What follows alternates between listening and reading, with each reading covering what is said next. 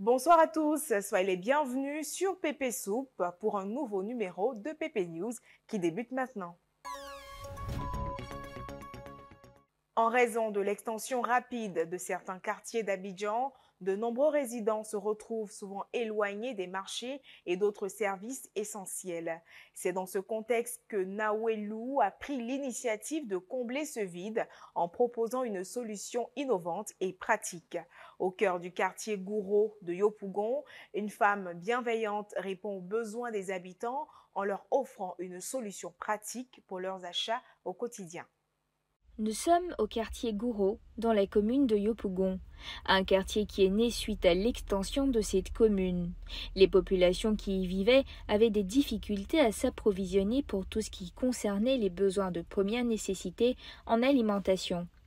Heureusement, Nawelou, une jeune femme de bonne volonté, a décidé de permettre à ses habitants, assez éloignés du marché, de s'approvisionner en légumes, en poissons secs et bien d'autres éléments, au grand bonheur de la population.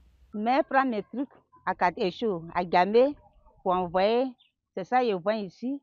Marché est loin. Ceux qui sont fatigués, c'est temps de pluie, ils viennent payer ici rapidement. Je vends aubergines, les piments, aubergines, charbon, mon bois. C'est ça, je fais. Puis moi et mes enfants, depuis 5 ans, beaucoup d'années, je suis dedans. C'est ça, je fais. Et puis, je me soutiens, on est là.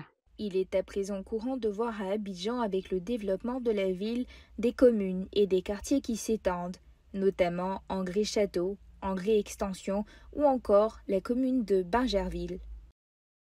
Dans un véritable esprit d'entrepreneuriat, Koudounion Fernande se lance dans la restauration les mardis et vendredis au marché de Kouté. Au milieu de l'effervescence des vendeurs et avec seulement 2 tables et 2 bancs, elle a créé un restaurant qui attire plein de clients. Voici dans ce reportage le parcours inspirant d'une entrepreneure proactive qui ne cesse de repousser les limites de son succès. Fais ce que tu peux, là où tu es, avec ce que tu as, dit un dicton populaire. Ce dicton, Koudounion l'a bien compris. Profitant des jours de marché qui sont les mardis et les vendredis au marché de Kouté, elle, avec ses 2 petites tables et ses 2 bancs, fait fortune avec un restaurant de circonstance qui a été créé.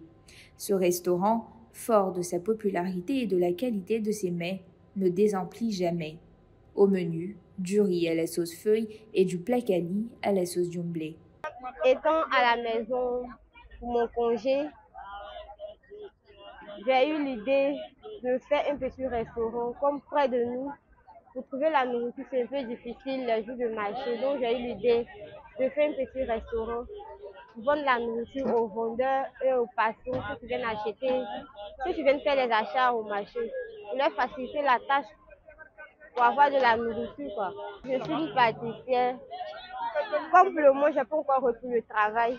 C'est pour ça que les jours de les vendredis et les mardis, j'ai décidé de monter cette petite activité. Les clients sont satisfaits, ils ne se plaignent pas. Je suis contente du rendement.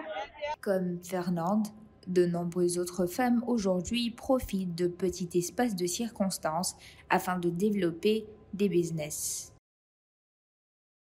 Pendant la nuit du 10 au 11 juin, les habitants des quartiers Mosikro à Tekoubé et ceux de Millionnaire à Yopougon ont vécu des moments catastrophiques lors d'une violente pluie. En effet, les cabanes perchées sur une petite colline au-dessus du ravin qui sépare les 2 communes se sont finalement effondrées, provoquant la désolation au sein de la communauté. Certains témoins interrogés ce dimanche 11 juin nous ont rapporté les événements. Les habitants des quartiers Moussikro et Millionnaire de Yopougon sont passés par des moments troubles et chaotiques dans la nuit du 10 au 11 juin dernier. La violente pluie qui s'est abattue sur eux a causé d'énormes dégâts matériels. Leurs petites cabanes construites manuellement se sont effondrées. Les habitants témoignent de la violence de cette pluie-là. C'est ma soeur qui habite dans le quartier.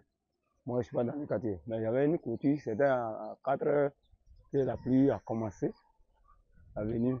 C'est là qu'a fait le dégât. Cette clôture est tombée, puis ça fait le dégât. Maintenant, le soir, là, moi, je suis sorti. Je ne suis pas dans le quartier, mais je suis sorti, je viens d'arriver. On me dit que ouais, dans le quartier où ta soeur habite, il y a eu des gars, il y a eu 5 morts. Donc voilà pourquoi je suis arrivé ici. Quand je suis arrivé, bon, il y a un journaliste qui est venu, bon, il m'a interrogé, il faut que je parle. Bon, hier nuit, c'est ce qui s'est passé à 1h du matin. On était là avec notre mari. Ce qui s'est passé, en tout cas, ils ont fait un effort pour les sauver. Ça n'a pas été allé. Donc, où on est là, nous, on a trop fait avec eux. On a fait jusqu'à, il y avait des cadavres, tout ça là, bébé, maman, papa. Bon, ils ont fait sortir eux pour les mettre. Ils sont venus pour voir comment il y a des gars là qui s'est passé. Donc, quand ils sont venus, ils ont vu que c'est bambou qui est tombé sur eux pour les tuer. Ce qui est certain, c'est que les riverains n'oublieront pas de sitôt cette nuit-là. Merci, chers internautes, pour votre fidélité. Passez un excellent week-end. À lundi prochain.